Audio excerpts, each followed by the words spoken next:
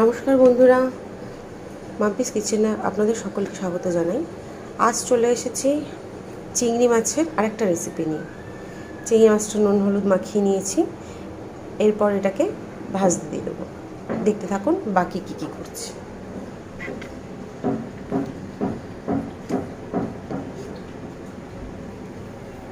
কড়া বসিয়ে দিয়েছি, এবার দিয়ে দেবো রিফাইন তেল।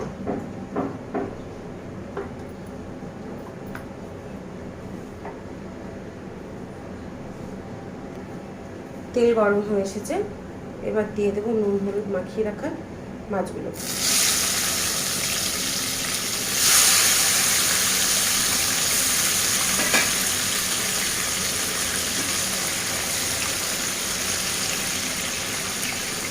হালকা হালকা করে ভেজে নেব, বেশি কড়া ভাজবো না। চিংড়ি মাছ বেশি কড়া ভাজলে জানেন তেমন একটা রাবারের মতন হয়ে যায়, তো একটু লো ফ্লেমে হালকা হালকা করে চিংড়ি মাছগুলোকে নিয়ে এপিট ওপিট ভেজে নেব।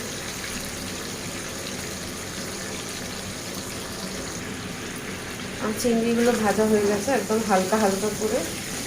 এবার আমি এগুলোকে তুলে নেব।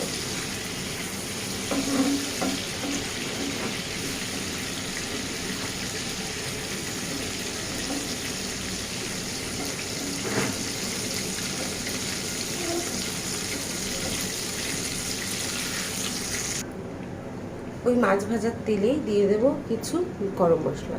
দারচিনি 2 টুকরো করে দিয়ে দিলাম, একটা এলাচ একটু ফাটিয়ে দিয়ে দেবো, আর দিয়ে দেবো 3টে লবঙ্গ।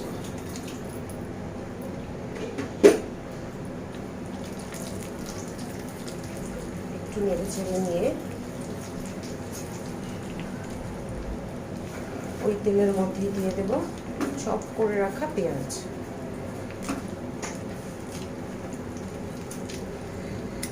চপ করে রাখা পেঁয়াজ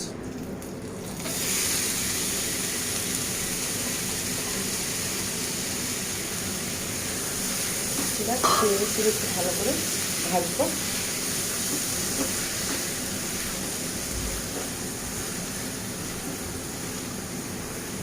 তেল আমি অল্প করেই দিয়েছি, বেশি বেশি তেল খাওয়া শরীরের পক্ষে স্বাস্থ্যের পক্ষে ভালো নয়।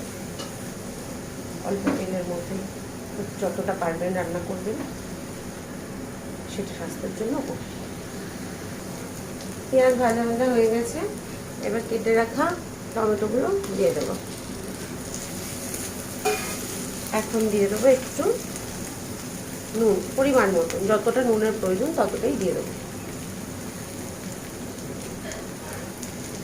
দিয়ে ভালো করে ভাজবো যাতে টমেটো আর পেঁয়াজ আরও ভালো করে নরম হয়ে যায়।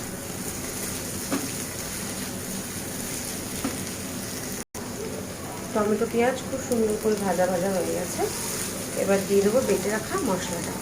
কাঁচা লঙ্কা আদা রসুন ভালো করে পেস্ট করে নিচ্ছি, দিয়ে দিলাম সব পেস্টটা। দিয়ে আবারও মশলাটাকে ভালো করে কষিয়ে দেবো। মশলা কষে এসেছে, দিয়ে দেবো কিছু গুঁড়ো মশলা, যেমন হলুদ গুঁড়ো, 1 চা চামচ জিরে গুঁড়ো, ধনে গুঁড়ো, আর দিয়ে দেবো লঙ্কা গুঁড়ো। দিয়ে ভালোভাবে কষিয়ে দেবো মশলাটা।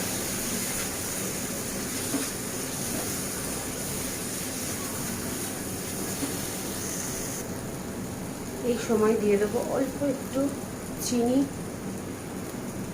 আপনাদের পছন্দ না হলে স্কিপ করে যেতে পারেন।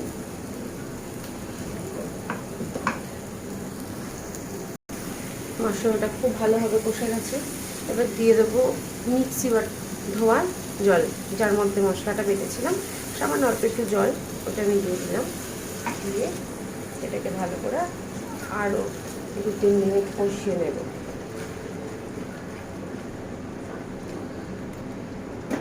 ঢেকে দেবো।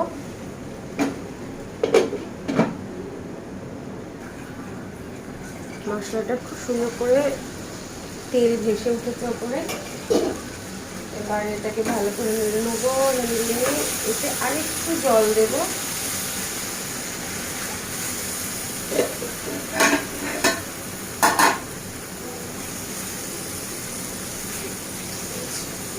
মশলা ভালোভাবে কষে গেছে। এতে আর একটু সামান্য জল দিয়ে ওটার জন্য দিয়ে দেবো। দিয়ে দিলাম একটু গরম জল।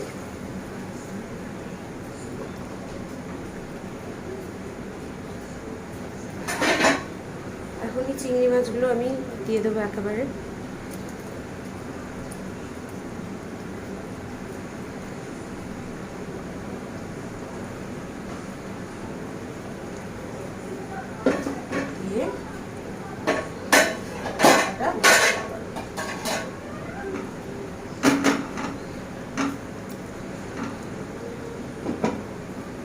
ফুটতে দেবো ভালো করে। একটু গ্রেভি রাখবো। এই যে দেখতে পাচ্ছেন কেমন হয়েছে, গন্ধটা তো খুব সুন্দর এসেছে, একদম সুন্দর।